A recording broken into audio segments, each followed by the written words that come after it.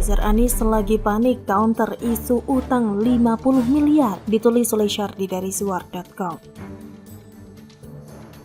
Sebelum kita lanjut, jangan lupa subscribe dan nyalakan loncengnya agar Anda menjadi yang pertama mendapatkan informasi dari jurnal terupdate.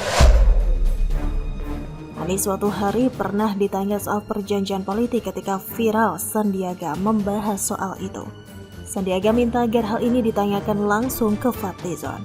Anies diam saja ketika ditanya, artinya ada masalah sensitif yang tidak ingin Anies jelaskan. Ternyata ini bukan cuma soal komitmen moral Anies yang katanya tidak mau nyapres atau mengkhianati melawan Prabowo jika Prabowo yang juga nyapres.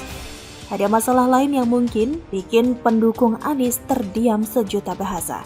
Wakil Ketua Umum Partai Golkar, Erwin Aksa, ternyata membeberkan soal adanya utang piutang antara calon Presiden Anies dengan keluarga dengan Sandiaga Uno. Utang piutang ini terjadi saat keduanya maju sebagai Cagup dan Cawagup DKI Jakarta 2017. Jadi ceritanya begini, Erwin mengungkapkan perjanjian tersebut ada di kuasa hukum Sandiaga Uno saat itu, Rikrik Rizkiana. Selain perjanjian politik, ada juga perjanjian utang piutang antara Anies dan Sandi. Saat itu logistik pasangan Anies Sandiaga cukup sulit. Siapapun tahu mau terjun ke politik apalagi ikut pilkada, pasti butuh biaya besar. Mau jadi caleg aja modalnya lumayan, tapi urusan logistik ini bisa diselesaikan karena ada Sandiaga. Sandiaga Uno pengusaha, kaya dan banyak duit. Logistik dan kardus bukan masalah. Waktu itu, Pilkada DKI 2017, logistik susah, yang punya logistik kan Sandi. Sandi punya banyak saham, likuiditas bagus, dan sebagainya. Jadi ada perjanjian satu lagi yang saya kira ada di Pak Rikrik itu, kata Erwin Aksa. Setelah itu Sandiaga memberikan pinjaman kepada Anies dan Erwin Aksa memperkirakan Sandi memberi pinjaman 50 miliar rupiah kepada Anies. Pada waktu itu putaran pertama, lagi tertatih-tatih juga kan, kira-kira begitu. Itu yang saya lihat ada di Pak Rikrik itu. Nilainya apa ya? 50 miliar rupiah barangkali, katanya. Ketika ditanya Akbar Faisal apakah Anies Baswedan sudah melunasi utangnya pada Sandi, Erwin Aksa meragukannya. Saya kira belum barangkali ya, jawab Erwin. Erwin Aksa juga hadir saat Anies membuat perjanjian politik dengan Sandiaga dan Prabowo. Ia ikut membuat draft perjanjian. Selain Fadlizon, Rikrik Rizkiana juga turut membuat perjanjian tersebut. Kebetulan saya ikut drafting perjanjian itu, ikut melihat. Waktu tanda tangan saya ada di situ. Yang buat juga itu lawyernya Pak Sandi, namanya Pak Rikrik ya, kata Erwin Aksa. Menurut dia, isi perjanjian tersebut adalah pembagian untuk bagi Anies dan Sandiaga Uno jika terpilih menjadi gubernur dan wagub DKI. Perjanjian itu dibuat atas kemauan JK berdasarkan pengalamannya bersama SBY. Ternyata Anies gak punya modal, cuma modal cuap-cuap dan menata kata.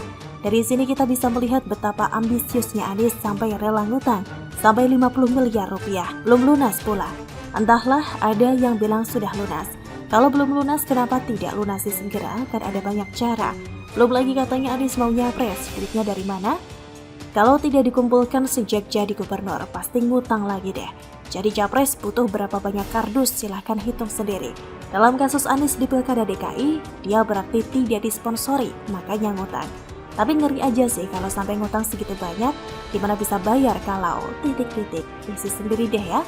Entah kenapa ini bisa dibongkar oleh Erwin Aksa, padahal dia adalah salah satu orang berjasa, sehingga Anies bisa berdua dengan Sandiaga Uno pada Pilkada DKI 2017. Orang ini juga dekat dengan JK bukan? Makanya Anies dekat dengan orang-orangnya JK. Intinya logikanya gini aja deh, berani meminjam duit berarti nanti harus dilunasikan. Bagaimana cara Anies lunasi? Ya kalian tebak sendiri deh. Deddy Budiarto, Komisaris Pelni, juga membuat sebuah cuitan yang sangat menarik. Di grup WA pendukung Anies Baswedan lagi di brief bagaimana mengcounter isu utang 50 miliar yang belum dibayar ke Sandi Uno. Tunggu saja narasinya serentak, itu fitnah, bla bla bla, kata dia. Ternyata kubu Anies sedang kebakaran jenggot dan memeras otak untuk mengcounter isu ini. Artinya, isu ini adalah aib yang tidak boleh bocor ke publik. Apakah Erwin Aksa keceplosan atau tidak memprediksi efeknya? Bagaimana menurut Anda? Rocky Gerung nyatakan Anies Baswedan tidak diperlukan, ditulis oleh Fransen Arianto dari Siwar.com. Sebelum kita lanjut, jangan lupa subscribe dan nyalakan loncengnya agar Anda menjadi yang pertama mendapatkan informasi dari jurnal terupdate. Relawan Anies resmi bergabung dan menjadi KIB, ikut koalisi Indonesia Barukah? Tentu saja tidak.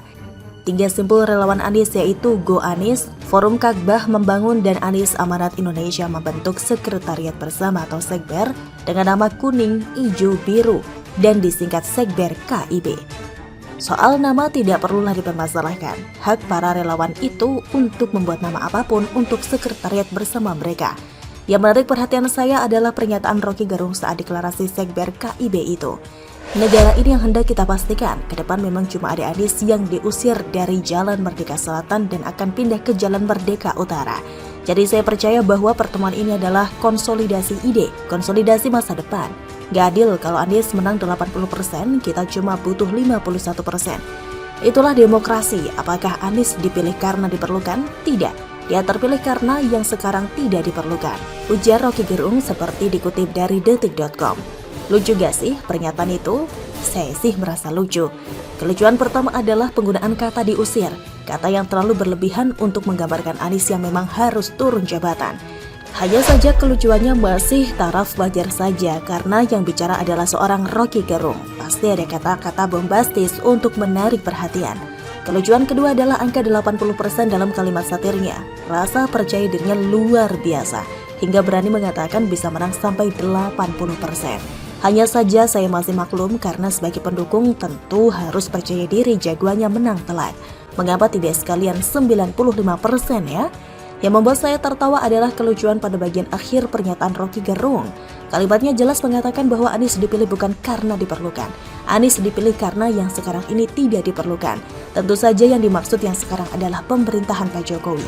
Yang membuat saya tertawa adalah Roky Gerung dengan tidak sadar sudah merendahkan seorang Anies Baswedan. Memang maksud pernyataan Roky Gerung adalah untuk mengangkat nama seorang Anies. Roky ingin menunjukkan bahwa Anies lebih baik dari pemimpin sekarang. Hanya saja Roky tidak sadar bahwa pernyataannya menunjukkan bahwa Anies itu tidak diperlukan. Anies hanya digunakan untuk meniadakan pemerintahan Pak Jokowi. Anies menjadi tumpangan orang-orang yang selama ini kepentingannya dibatasi oleh Pak Jokowi. Entah sengaja atau tidak, Roky menunjukkan bahwa Anies hanyalah boneka untuk merebut kekuasaan dari kalangan pemerintah sekarang. Terima kasih loh Mas Roky yang sudah memberitahukan hal tersebut. Yang membuat makin lucu adalah pernyataan itu disampaikan pada acara pembentukan sekretariat bersama relawan Anies. Para peserta acara itu pasti setuju dan tepuk tangan sesudah mendengar pernyataan Roky Gerung tanpa sadar pernyataan itu justru merendahkan jagoannya. Kura-kura begitu menurut saya. Anda bagaimana?